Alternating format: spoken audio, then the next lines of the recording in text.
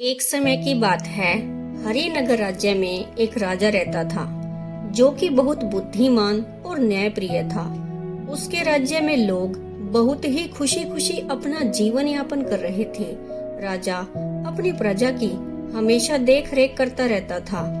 एक बार राजा अपने साम्राज्य को छोड़कर कुछ दिन के लिए किसी दूसरे राज्य में जा रहा था। उसने सोचा, मेरे न रहने पर राज्य को कौन संभालेगा।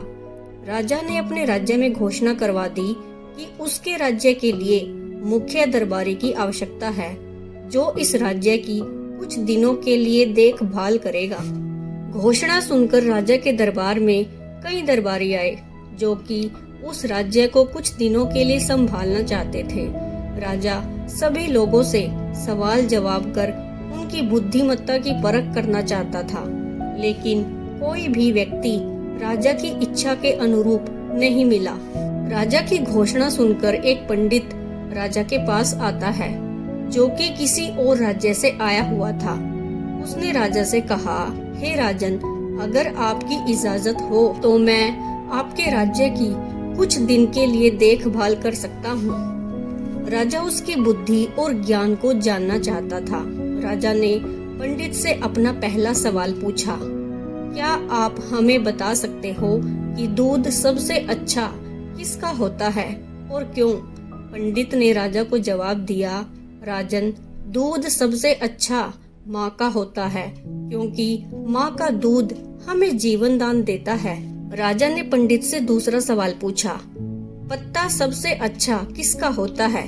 पंडित ने राजा को जवाब देते हुए बोला, महाराज, पत्ता सबसे अच्छा पान का होता है, क्योंकि यह वही पत्ता होता है जिसे अमीर गरीब राजा या रंक सभी खाते हैं। यह पत्ता सभी को एक तरह से लाल रंग प्रदान करता है। राजा ने तीसरा प्रश्न पंडित से पूछा, मिठास किसकी अच्छी होती है? पंडित कुछ देर विचार करने के बाद कहता है, राजन, वाणी की मिठास सबसे अच्छी होती है, क्योंकि यह वही मिठास है जो कि एक दूसरे को करीब लाती है। राजा ने पंडित से आखिरी प्रश्न किया कि फूल किसका अच्छा होता है?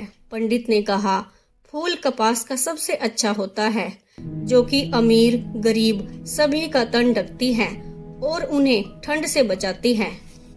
राजा सभी सवालों के जवाब अपनी इच्छा अनुरूप पाकर बहुत खुश होता है और वह अपने राज्य की देखभाल के लिए पंडित को नियुक्त कर देता है।